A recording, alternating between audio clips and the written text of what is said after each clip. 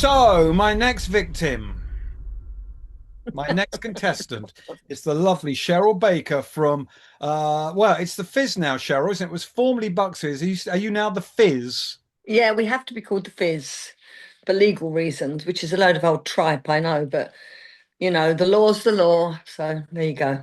Okay, well, you'll always be Bucks Fizz to me. But anyway, you're the Fizz and you're doing well. You're still really busy doing loads of gigs. Micah's retired, hasn't he? So, and you've got two new boys.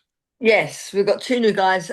We've got Matthew Pateman, who was formerly in Bad Boys Inc., and we've got Nick Major, who was in a band called Fix in the noughties, and they are fantastic. And honestly, I can't believe, I thought, what's going to happen with Mike leaving? We're going to lose the fans, and it won't sound the same. I think it sounds better. I think, don't tell Mike I said that, but Yeah. honestly, I think it's fantastic. I love it. Love working with them. And you're still close to Mike, aren't you? And you're still talking to him on the phone and everything. Yeah, Mm. he's loving life. He's really loving it. He lives in Broadstairs, so during the summer he's down on the beach, and he's having a great time. He's not envious whatsoever of all the travelling we're doing. We did in 4 days. We did the stables at Wavendon, which is Milton Keynes. Then we went down to Bognor to do Butlins at 80s weekend.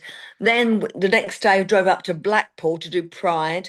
And then the next day drove down to Minehead to do another Butlins. And then drove home. And even home from Butlins for us is a 5-hour journey. So he's really not missing those horrible journeys. But you girls, you love the work so much that you just keep on keeping on. Yeah, I don't want to stop. No. No, I don't want to stop. I love it. Who wouldn't love it? Honestly, Alex, we go on stage and people cheer, Yeah. and chant. Well, I'll tell you what they did. I'll tell you what they did in Blackpool Pride at the end of the show. They were going, one more song. And all the crowd were chanting this. That's better than drugs.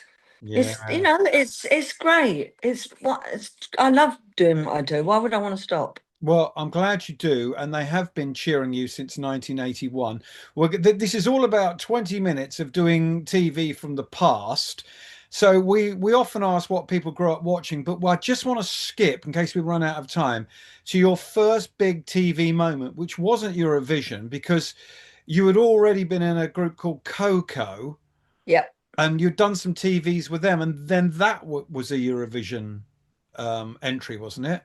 We did Eurovision with them, but the first time I ever appeared on TV was with them. It was in 1976. It was the very first song for Europe, the one that Brotherhood of Man won with Save Your Kisses for Me. We did it from the Royal Albert Hall, and our pictures were the front cover of the Radio Times and all the newspapers, in the middle pages of all the newspapers, because obviously in those days newspapers were everything. No Hmm. such thing as the internet. Middle pages, it was like the runners and riders, it was if you were going to see who was going to win the Grand National, but it was all the acts that were going to be performing in that song for Europe. I mean, it was such a big thing. We lost to Brotherhood of Man. We came second. We lost by 2 points. And because we were the runners up, we were the special guests at that year's uh, Wellington Pier summer season in Great Yarmouth. So, Wow. it was a really big deal to come second.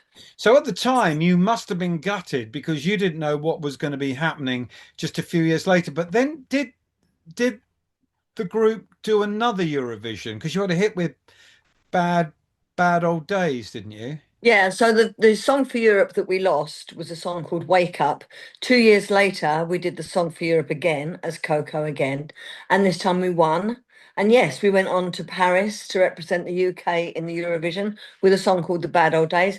We came 11th, which was the worst the UK had ever done at that time. Wow. So by That now was the you big disappointment, actually. That was more disappointing than the first one. The first one in 1976, I wasn't ready. I'd only been in the band about 3 months. And so, I hadn't earned my stripes yet. no. But come 78, and we lost so badly, or so badly in those days, I felt terrible, and I thought, oh, honestly, I don't want to do this anymore. And I actually left that band. I gave it another 2 years, left that band, went to work in the recording studio that we used, and Nicola Martin, who put Bucks Fizz together, used the same recording studio, and that's how I came to be in Bucks Fizz because she saw that I wasn't in Coco anymore. Wow. And Yeah. how long have Bucks Fizz been together before you get your big night on TV at Eurovision? Oh, okay. So we actually met on the 11th of January, 1981, and the song for Europe was on the 11th of March, 1981. So exactly 2 months later. And the Eurovision was on the 4th of April. So literally, it was a matter of weeks from first meeting to doing the Eurovision Song Contest and winning, the day that changed all our lives. Well, but of course for the other guys in the group, you had experience because of Coco. Yeah, I'd done it before. So that's one of the reasons Nicola said, listen to Cheryl, she's been there before, she's done it, she knows what she's talking about, which didn't go down very well with Bobby G, let me tell you. Didn't He it? didn't like being told what to do, especially by a woman. Oh, interesting. So when it Hmm. came to the big night, obviously I would imagine you were really nervous, but not as nervous as maybe you would have been if you hadn't done it before. Yeah, I mean, I knew what to expect. So it definitely was a bonus, for me having that knowledge. And actually, France was very staid. It was very organized, a bit too organized. Whereas when we did it in 1981, it was in Dublin, and the Irish know how to have a great party. And so we actually had a wonderful time. Had we not won, I still would have said that the Dublin Eurovision was far superior to the Paris one because it was fun. Hang on, so which one, where were you when you won in 81? Dublin or Paris? I'm getting confused. Dublin, You're in Dublin. Dublin, so you win in Yeah, Dublin. So, yeah. do you remember the BBC helping Bucks Fizz out and giving you some media training for interviews or holding your hand on the night, or were you just kind of pushed over the side? Yeah, you're thrown in the deep end. No, they don't do any training for media. No, of course not. You do have lots of times where you sit in a room and you're surrounded by interviewers and you have to answer their questions, but you don't have someone holding your hand, or you didn't in those days. So, you go on.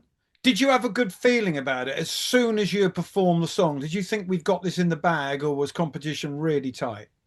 No, I didn't think that at all. Mike Nolan did. He was sure we were going to win. But for my part, there were some really good songs in that Eurovision. And I have never to this day predicted who's going to win. I never have. I've always said, "Oh, I really like this song. That's definitely going to win," and it comes nowhere. So I did not. I honestly went into it just for the crack. I just thought I'm going to have a bit of fun. Mum and Dad can record it, and then I'll go back home and I'll carry on working in Mayfair Sound Studios, which is where I was when Nicola saw me. And then, as soon as you win, do RCA and other record companies come to you saying they want to sign you up, or is it still hard to get a deal? No, no, no. We had the deal before.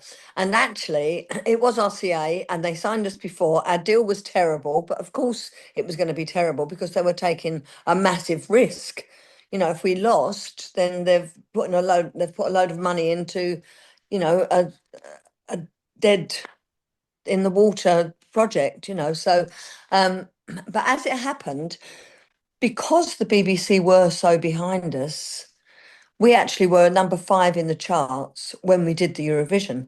So we already had a top 5 hit. And we were definitely, by doing the Eurovision, we were going to go up even further. So we went to number 2 and then obviously we went to number 1. But so the BBC don't really do that anymore. They don't get behind the artist as much as they used to back in the day. No. Um, and that definitely makes a difference to record sales. So what about doing Top of the Pops when you are the number one act? That must have been just a huge joy. It's massive because Top of the Pops to us was everything. As a musician, it's we had in our contracts wherever we were, even around the world, as long as it wasn't Australia, We if we knew that our record had gone up the charts significantly, we knew that we would have Top of the Pops. So in our contract, it said if Top of the Pops is offered, this contract is null and void, and we would be able to come back just to do the TV. That's how important Top of the Pops was. So to be number one, and we, as you know, we were number one three times, was fantastic. And to be invited back to do the Christmas show, which was the cream of all the singles that year, that was even better. And the BBC would actually they would put so much effort into the performance. They made our costumes. They made me I wanted to be a fairy or something. They made me a fairy costume. Not only did they do that, they put me on wires, and in the middle of Land of Make Believe, they flew me. It was fantastic. Honestly, the effort they put in to making it a fun performance. And that was Christmas Day, Top of the Pops. Yeah, Something that yeah. you would like, and I and everybody else about our age had grown up begging their mum and dad, can we watch Christmas Day, Top of the Pops, which usually collided in many families with the big Christmas dinner. Yeah, yeah. It was always around sort of lunchtime, wasn't it? So, Yeah. but yeah, so to be asked to do that, to perform on the Christmas one was really, really special. And I Did was you so thrilled. did you handle stardom well? Because after that there was hit after hit after hit, three number one singles. Did you handle it well? Yeah, I think I did. I don't think it ever really went to my head. I think because I'd had success before, I'd had a top 20 hit with the Bad Old Days with Coco, and I'd been on the telly a few times. Um, I used to come home to my second floor council flat with my mum and dad and my brothers and my sister. So there was no way that they were going to let me be all arty farty, It was, and I was Rita to them, and I still am actually. Wear two hats. So so I came home, an ordinary girl from Bethnal Green in East London, with her neighbour, excuse me, with her neighbours who knew me because I was born there, and I go out with my school friends, which I still do. I'm just planning. We've got a trip to Crete coming up in a couple of weeks, so nine of us are going over to Crete, and I'm organising it. So it's there's the two sides to me, Alex. There's Cheryl Baker who goes on stage, and there's Rita who still lives an ordinary life. And thank goodness for Rita because she definitely kept my feet on the ground in those really heady days because we were flying everywhere first class. Didn't know we were paying for it at the time, mind, but being being like traveling around in the UK in limousines, it was phenomenal. There's so much money spent on us, but nobody ever said, "Do you know that you are footing the bill for this?" We No. just thought, "Look, they're doing it because they loved us." Yeah, but and young people sign record contracts, and when you're doing Top of the Pops or whatever you're doing, flying here, flying there, I guess you don't give it at that stage in your life. You don't give the financials that much thought. I've never been one for money. I should be a multimillionaire. I really should. I've got a comfortable house, but I've still got a mortgage. My car is on HP. I live a fairly, people would be surprised, but I should be rich because I've had opportunities. Um, but money's not that important to me. And I must say that if I'd have been told we were paying for the first class travel and the limousines and the top class hotels and the wonderful meals, I don't think I'd have said, "Oh, in that case, I'm not going to do it." I don't regret it. I mean, come on, to walk left when you get on a plane instead of right is fantastic, and I wouldn't dream of it now. I wouldn't pay for it now. I'd go economy, same as everybody else. But to have that in my life at that time was fantastic. And even if I'd have been told you're going to have to pay for this in the end, I'd have gone, "Do you know what? I don't care.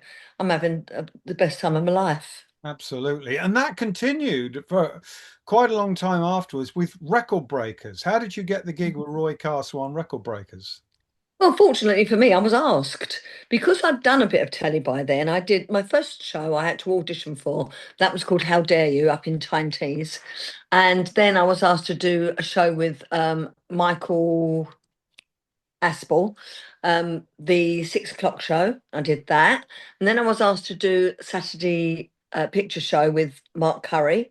That was a live Saturday morning show. So I was building a repertoire. I was building a CV, if you like. And so someone at the BBC contacted my manager and said, "We'd like Cheryl to co-present with Roy Castle."